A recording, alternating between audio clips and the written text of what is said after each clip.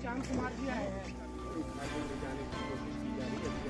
के द्वारा इस हिसाब से अगर कहें तो शूट किया गया था और एक डेड बॉडी मिली है यहाँ पे।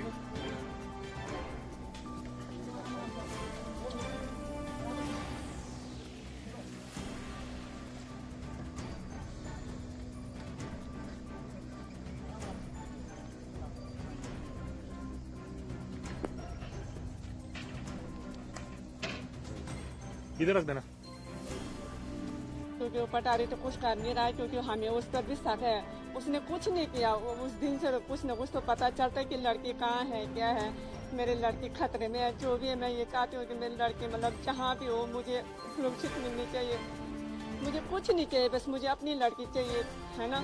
अब मेरे पास इतना वो भी नहीं है कि मतलब हम उतनी दूर जा सके हैं। हम तो ये चाहते हैं कि हमारा जो भी है मतलब यहीं पे मतलब जैसे ये लोग वो नहीं कर रहे हमारी मतलब कुछ मदद नहीं कर रहे जैसे ये इतने दिनों से। दोस्तों, देश की बेटियों के साथ लगातार हो रही एक के बाद एक घटना से उत्तर प्रदेश में ही नहीं बल्कि पूरे देश में डर का माहौल बना हुआ है। दुमका में दरिंदगी की हदें पार हो गई। पहले अंकिता को बेरहमी से जलाकर मार दिया गया। माहौल ठंडा भी नहीं हुआ, फिर दुमका में ही 14 साल की नाबालिग का रेप कर उसे मार दिया और फिर पेड़ से लटका दिया गया। लखीमपुर कांड भी कोई साधारण कांड नहीं था। 2 बहनों के साथ 4 दरिंदों ने बेरहमी से रेप किया, फिर उन्हें मारकर पेड़ से लटका दिया। लगातार हो रही इन घटनाओं के बाद देश को झटका तो लगा ही है, साथ में डर का माहौल भी बन गया है। सोशल मीडिया पर ये खबरें लगातार चल रही थी। जनता का आक्रोश कम भी नहीं हुआ था कि एक और दर्दनाक घटना उत्तराखंड के ऋषिकेश में घटित हुई। हम बात कर रहे हैं अंकिता भंडारी मर्डर केस। अंकिता भंडारी जो पौड़ी गढ़वाल के श्रीकोट की रहने वाली थी और ऋषिकेश के एक रिजॉर्ट में रिसेप्शनिस्ट का काम करती थी। 12वीं कक्षा पास करने के बाद अंकिता ने होटल मैनेजमेंट का कोर्स किया, जिसके बाद 18 अगस्त को ऋषिकेश के एक रिजॉर्ट में रिसेप्शनिस्ट की नौकरी कर ली।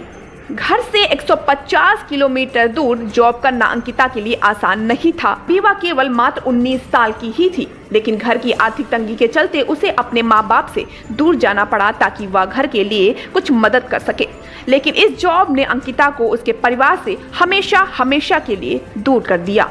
ठीक 1 महीने बाद यानी 18 सितंबर को उसके साथ कुछ ऐसा हुआ कि आज पूरे देश की जनता प्रशासन पर सवाल उठा रही है। 18 सितंबर को अचानक से अंकिता गायब हो गई। मोबाइल स्विच ऑफ आने लगा। रिजॉर्ट के मालिक ने पुलिस स्टेशन में गुमशुदगी की रिपोर्ट दर्ज कराई। उसके साथ ही अंकिता के घर वालों को भी इसकी सूचना दी। हत्यारों पर किसी को शक न हो, इसके लिए बड़ी होशियारी के साथ बच निकलने का आसान सा रास्ता खोजा। खोजबीन के बाद जो खुलासे हुई उसके बाद तो सबका शरीर सुन्न सा पड़ जाता है।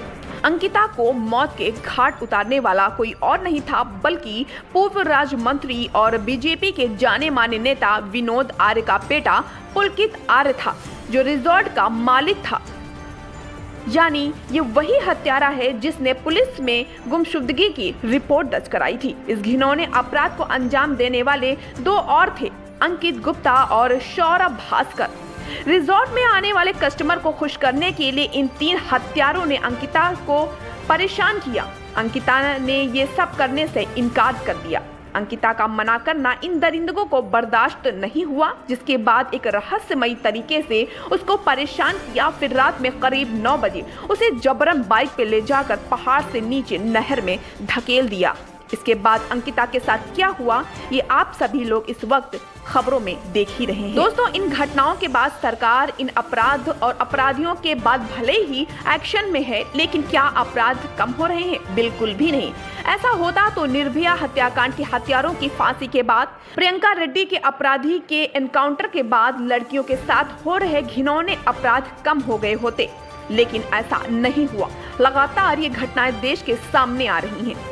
ये अपराध पूरी तरह से तो शायद खत्म नहीं हो सकता, लेकिन कम जरूर किया जा सकता है। सरकार को इन अपराधों को कम करने के लिए कुछ अलग तरह से कदम उठाने चाहिए। मेरे ख्याल से ऐसे अपराधियों को तुरंत एनकाउंटर कर देना चाहिए, वो भी पीड़ित परिवार के हाथों से। और अगर पीड़िता बच जाती है तो उसी के हाथों से हत्यारे को मार देने की छूट होनी चाहिए। दोस्तों, लगातार देश की बेटियों के साथ हो रहे इन अपराधों के बाद अब आप इन हत्यारों के लिए प्रशासन से किस तरह की सजा की मांग करेंगे, आप हमें कमेंट करके जरूर बताइए। आप अपना ख्याल रखिए, अपने परिवार का ख्याल रखिए।